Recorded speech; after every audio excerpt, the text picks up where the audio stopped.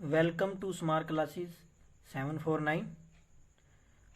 आज हम स्टार्ट करने वाले हैं क्लास 10th की एक्सरसाइज 5.2 का 16 सम। चलिए देखते हैं कि इस सम के अंदर क्या है। Determine the AP whose third term is 16 and the seventh term exceed the fifth term by 12। अब देखते हैं कि इसके अंदर गिवन कंडीशन क्या है। तो सबसे पहले ये लाइन तो सभी में लिखनी पड़ेगी। Let A be the first term and D be the common difference of the AP. अब यहाँ पे देखो हमें गिवन के अंदर क्या है, थर्ड टर्म इज 16, तो यही हम लिख लेंगे। तो थर्ड टर्म हमारे पास कितनी दे रखी है, third term is equal to 16। तो थर्ड टर्म को हम क्या लिख सकते हैं, A plus 2d is equal to 16। ठीक है, ये हमारे पास इक्वेशन नंबर 1 बन गई। ठीक है, आगे देखते हैं। नेक्स्ट हमारे पास क्या गिवन है, and the seventh term exceed the fifth term by 12। मतलब जो सेवेंथ टर्म है वो ज़्यादा है फिफ्थ टर्म से बाय 12। ठीक है, तो यहाँ पे लिख देंगे, अप्लाई कर देंगे ये कंडीशन। कौन सी, ये जो 17 टर्म है वो फिफ्थ टर्म से कितनी ज़्यादा है, 12 ज़्यादा है। ठीक है, इसको इधर लेकर आएंगे तो A7 A प्लस में 6D माइनस ये A5 है, या इसको यहीं पे खोल देंगे, A प्लस 4D प्लस 12। ठीक है, अब हम इसको कर देंगे 16 करने पर देखो वैल्यू क्या बनेगी, A से A कैंसिल हो जाएगा हमारा। ठीक है, ये A से A क्या है, कैंसिल हो जाएगा, या इसको इधर लेकर भी आ सकते हो आप। ठीक है, तो 6D माइनस में 4D, 6D माइनस में 4D इज इक्वल टू 12। तो 2D इज इक्वल टू 12। तो D की वैल्यू हमारे पास क्या आ चुकी है, 12/2। इसको कैंसिल कर दिया तो D की वैल्यू हमारे पास क्या आ गई, 6 आ गई। ठीक है, हमने फाइंड क्या करना था, determine the AP whose third term. ठीक है, हमने इस एपी को फाइंड करना था। ठीक है, तो एपी हमारी क्या होती है। ठीक है, तो यहीं पे स्टार्टिंग में लिख देंगे कि ए हमारा फर्स्ट टर्म है, डी हमारा कॉमन डिफरेंस है। तो let A P R A plus first term, फिर सेकंड टर्म क्या होती है, ए प्लस डी, फिर ए प्लस 2d। ठीक है, हमने थर्ड टर्म फाइंड करनी थी। तीन मतलब क्या है, डेटरमाइन दी एपी, हमने एपी बनानी थी। तो ये हमारी एपी है, तो इसकी फर्स्ट टर्म क्या है, फर्स्ट टर्म हम निकाल लेंगे। डी की वैल्यू हमारे पास आ चुकी है 6। अब ये डी की जो वैल्यू है वो इक्वेशन 1 के अंदर पुट कर देंगे। ठीक है, putting these value in equation 1। ठीक है, तो इक्वेशन नंबर 1 कौन सी है, ये रही। इस इक्वेशन के अंदर हम उस डी की वैल्यू को पुट कर देंगे। तो ए प्लस में 2 इंटू में डी हमारा कितना है, 6। तो ए प्लस 2 इंटू में 6 इज इक्वल टू वैल्यू हमारे पास क्या है, 16। A plus 12 is equal to 16। A is equal to हमारे पास क्या आ चुका है, 16 माइनस 12 इज इक्वल टू 4। ठीक है, ये हमारे पास ए की वैल्यू आ चुकी है और एपी हमने फाइंड करनी है। ठीक है, एपी फाइंड करने के लिए हम क्या करेंगे, ये जो ए फर्स्ट टर्म इसके अंदर पुट कर देंगे, ए प्लस डी और ए प्लस 2d, ये हमारे पास एक एपी बन जाएगी। ठीक है, तो देखते हैं कि एपी क्या बनेगी। Therefore AP will be, therefore AP will be, ये क्या बनेगी, फर्स्ट टर्म क्या है 4, ए प्लस डी 10, 16, 12। तो ये हमारी क्या बन जाएगी, एक एपी बन जाएगी जो हमने फाइंड करनी थी। क्लियर, यही हमने फाइंड करना था। आगे वाला सम देखते हैं। नेक्स्ट 17 सम है, find the 20th term from the last term of the AP. हमने 20वीं टर्म फाइंड करनी है लास्ट टर्म से एपी की, यानी लास्ट टर्म से, यानी पीछे से, यानी ये जो है इसको सबसे पहले रिवर्सिंग ऑर्डर में लिखेंगे। ये हमारा ए बन जाएगा, फिर इससे पहले वाली 248, फिर 243, ठीक इस प्रकार से ये वाली जो है एपी ये आगे दे रखी है, ये पीछे चली जाएगी। ठीक है, तो इस प्रकार से इसको लिख लिया। ठीक है, ये हमारा ए हो गया जो पीछे था। ठीक है, और डी की वैल्यू 248 में से 253 को माइनस कर देंगे तो ये माइनस का 3 आ जाए 5 आ जाएगा। एन हमने कितनी टर्म फाइंड करनी है 20, तो एन की वैल्यू हमें 20 दी हुई है। ठीक है, ए एन वाला फॉर्मूले में इसको पुट कर देंगे। ए 253, एन 20 - 1, डी -5, 20 - 1 19, -5 माइनस के 95, इसको सोल्व कर लिया 158। तो इस प्रकार से हमारे पास 20th टर्म है जो लास्ट टर्म से वो कितनी आ चुकी है 158 आ चुकी है। ठीक है, आगे वाला सम देखते हैं। नेक्स्ट है हमारे पास the sum of the 4th and 8th term of the AP is, sum दे रखा है 4th और 8th टर्म है जो एपी का उसका 24 है, and the sum of the 16 and 10th term is 44। अब जो हमें गिवन दिया हुआ है वो सबसे पहले लिख लेंगे। सबसे पहले देखो हमें क्या दे रखा है, सम दिया हुआ है कौन कौन सी टर्म का, 4th और 8th टर्म का सम दे रखा है हमें। देखो गिवन हमें क्या है, ए 4th प्लस ए 8th, इन दोनों टर्म का हमें सम दिया हुआ है कितना 24। ठीक है, सबसे पहले इसको सोल्व कर लेंगे। a + 3d a + 7d is equal to क्या है 24।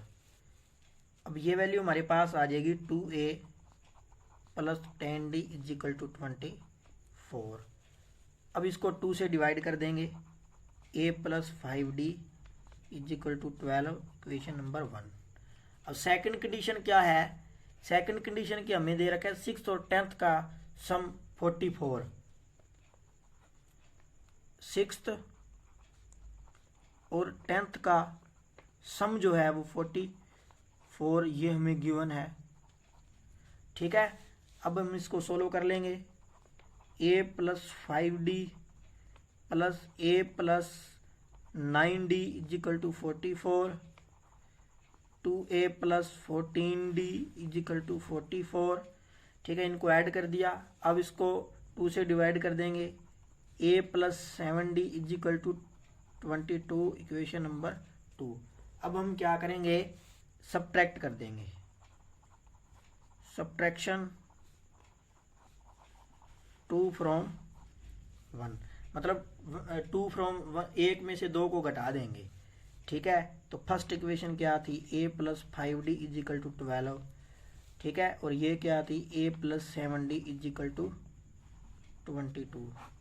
माइनस माइनस माइनस ये कैंसिल आउट हो जाएगा, 5 - 7 -2, 12 - 22 -10, माइनस से माइनस कैंसल।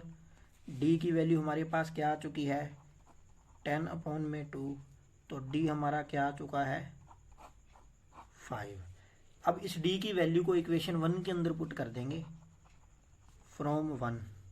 ठीक है, तो 1 हमारे पास क्या थी, a + 5 × d इजिकल टू 12, तो a + 5 × 5 25 इजिकल टू 12। तो a की वैल्यू हमारे पास क्या आ चुकी है 12 माइनस में 25, तो a की वैल्यू क्या आ चुकी है -13। ठीक है, एपी की हमने 3 टर्म फाइंड करनी थी, तो करते हैं। 3 टर्में फाइंड करनी थी हमने, तो सबसे पहले कर देते हैं a2, ये होता है a + d के इक्वल। a हमारा -13 है और d की वैल्यू 5 है, तो ये हमारी वैल्यू क्या आ गई -8। ठीक है, उसके बाद हमने थर्ड टर्म फाइंड करनी थी। थर्ड टर्म हमारी क्या आएगी, A3, ये होती है A+2D, A माइनस का 13 प्लस 2 इंटू डी, माइनस के 13 प्लस 5 इंटू 2 10, तो माइनस के क्या आ गए 3। ठीक है, तो देयरफॉर हमारे पास 3 टर्म कौन कौन सी आ गई वो लिख देंगे। तो यहाँ पे लिख देंगे therefore the first 3 term of this AP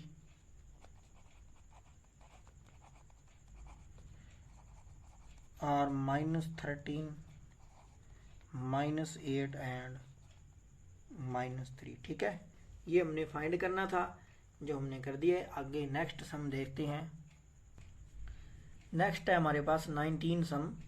Subbarao started work in 1995 at annual salary of 5000। Subbarao अपना काम स्टार्ट करती है 95 से और एक वार्षिक सैलरी के ऊपर, जिसकी जो क्या है 5000 रुपये है।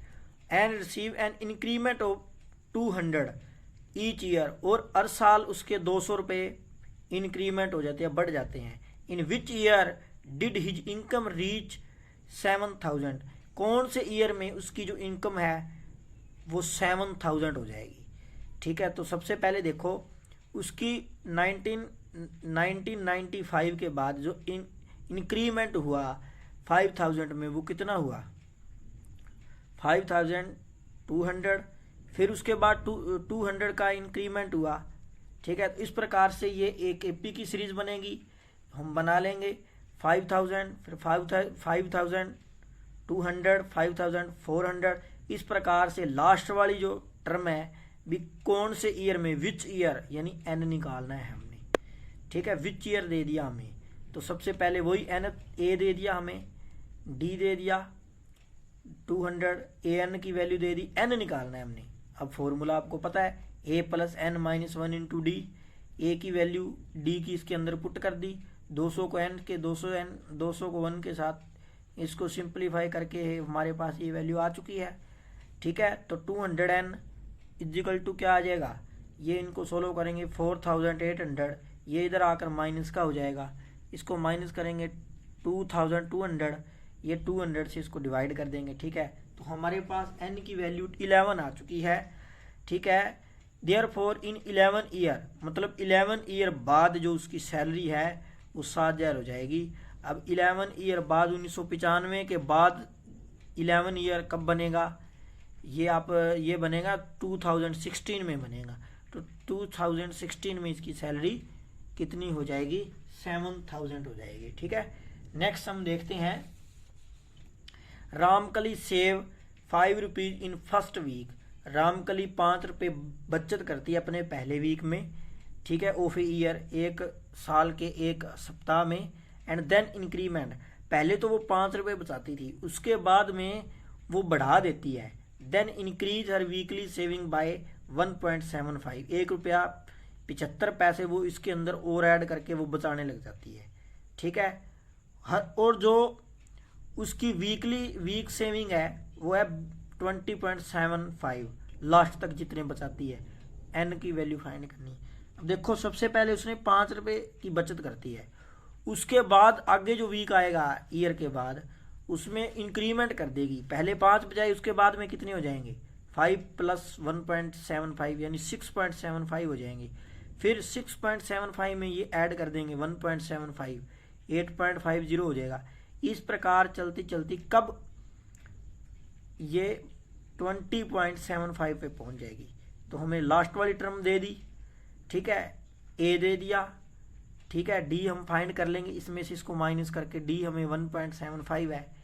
ए एन में दिया हुआ है, एन की वैल्यू फाइंड करनी है, पीछे जो सम किया था। ए दे दिया, n-1 इंटू में डी, एन की वैल्यू हमने फाइंड करनी है तो ए एन वाला फॉर्मूला लगा देंगे। ठीक है, ये हमारा क्या आ जाएगा 1.75 को n के साथ मल्टीप्लाई, इसको 1 के साथ सोल्व कर लिया तो हमारे पास ये जो 5 प्लस का है ये माइनस का है, इसको माइनस कर देंगे तो प्लस की वैल्यू बड़ी है तो ये बड़ी वैल्यू आ जाएगी, इसमें से इसको घटाया है। ठीक है, ये वैसे का वैसा 79 ये इधर आकर माइनस का हो जाएगा, इसमें से इसको माइनस करेंगे तो ये वैल्यू बचेगी, n की वैल्यू ये इधर आकर डिवाइड में हो जाएगा। ठीक है, तो ये कैंसिल करने के बाद n की वैल्यू क्या आ गई, 10 आ गई। ये हमने फाइंड करना था। Thanks for watching this video, keep watching and share your friend. Thanks.